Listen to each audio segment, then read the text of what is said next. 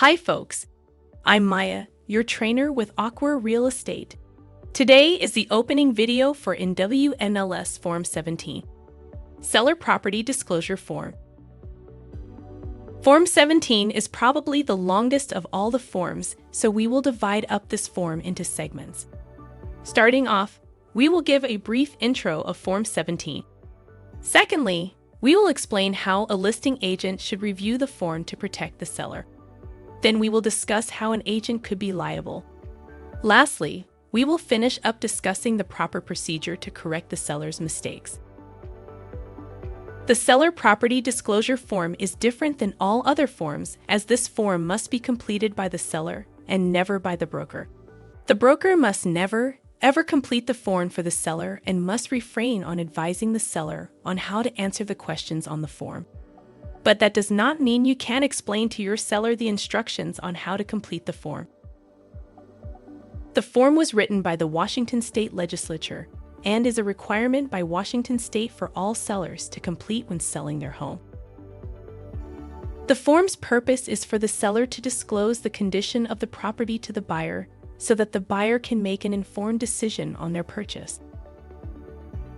Let's now discuss how you as a listing agent can help protect your seller. Once your seller has completed the property disclosure form and sent over a copy to you, you should take time to read through it and review for any potential mistakes. Because you have not assisted the seller in answering the questions on the disclosure form, it's more than likely your seller has made a mistake or two. Actually, I would be more surprised if they hadn't. It's your duty as a listing agent to review the form to make sure it's been filled out correctly before the property is listed. Take your time and not rush through the review, because even a small mistake by the seller could have big consequences later down the road. For this reason, I recommend to review the disclosure form in a 3-step process.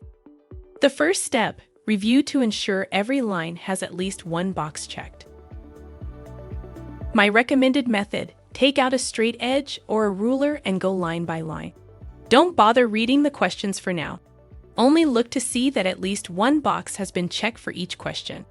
Then move on to the next line. Remember, the form will be considered incomplete if any question is left blank. Even if an answer seems obvious or does not apply, the line must have one of the options checked. If it's not applicable to the property, the seller can select NA. And if they do not know the answer to the question, then they should choose Don't Know. That's totally fine. On the first page of the disclosure form, make sure all the names on the title report are on the disclosure and that the property address is complete and not missing a unit or apartment number. One thing to watch out for, sellers will often check that they are occupying the property because in the present time they are, but then later move out while the home is on the market.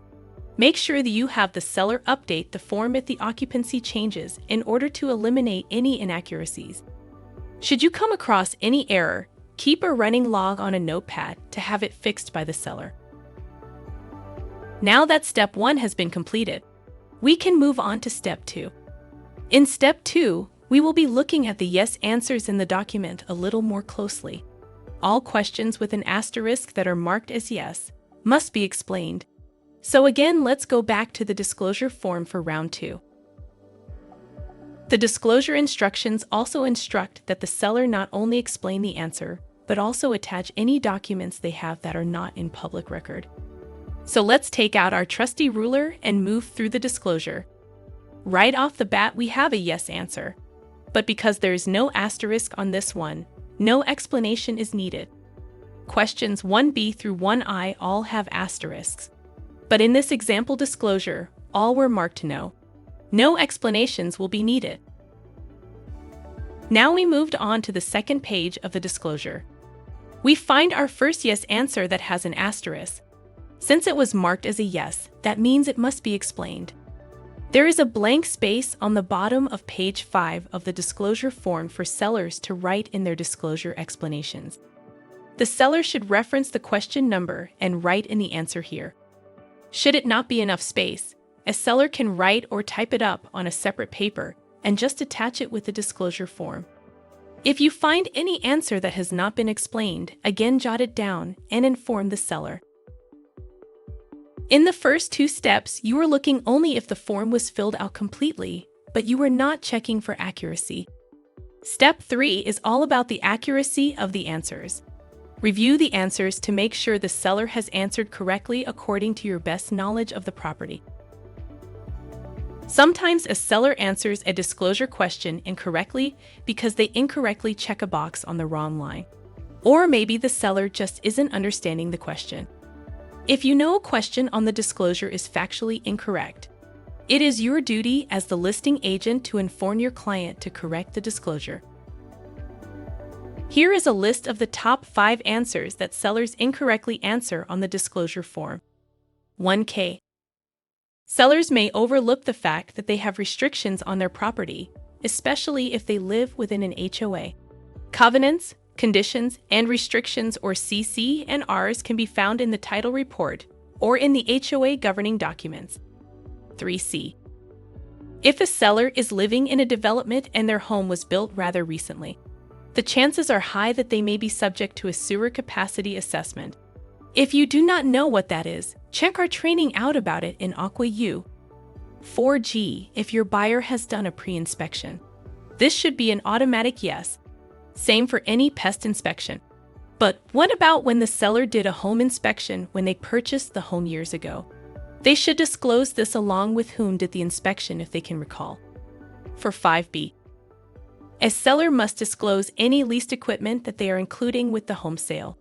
A common oversight sellers make when selling a home in a rural community is failing to disclose a leased propane tank. Lastly, 6D can be tricky. Some sellers mark no because they are sure they do not have any common areas, but they may have a joint maintenance agreement to repair a fence, sidewalk, or driveway. As a real estate professional, you are held to a higher standard than the seller. You could be potentially liable for incorrect answers or omissions on the disclosure form if you had knowledge the form was incorrect and failed to inform the seller. It's paramount that you have the seller fill it out correctly. If your seller refuses to disclose a material fact on the disclosure form and you know about it, you could also be held liable. While nobody can force the seller to disclose it on the form, you have a statutory obligation to give any material knowledge of the condition of the home to the buyer. Be sure your disclosure to the buyer is in written communication and tell your seller you must disclose it by law. What you can be sure you will never be liable for are for things you did not have knowledge on. If the seller misleads you and you do not become aware of it, you would not carry a shared liability. Let's talk about how to correct the disclosure form when your seller has filled it out incorrectly. Actually, let's talk about how not to correct it. I will reiterate, you should never, ever fill out the form for your clients. At no point should your pen ever touch the paper. Filling out the form could make you liable. Instead, gather your notes from your 3-step review and inform the seller of the mistakes. Have them fill out the form correctly. Review once again. Once it has been completed correctly, get the signatures and forward to the transaction team in Slack. Be sure to check out our other great training videos inside AQUA University. Hey there, are you watching our training videos but not yet an AQUA agent? We would love to have you. Our 100% commission model, world-class training systems, technology and marketing make AQUA the coolest and fastest growing brokerage in the Northwest. Go to our website, getaqua.com/careers to learn more. Join the club.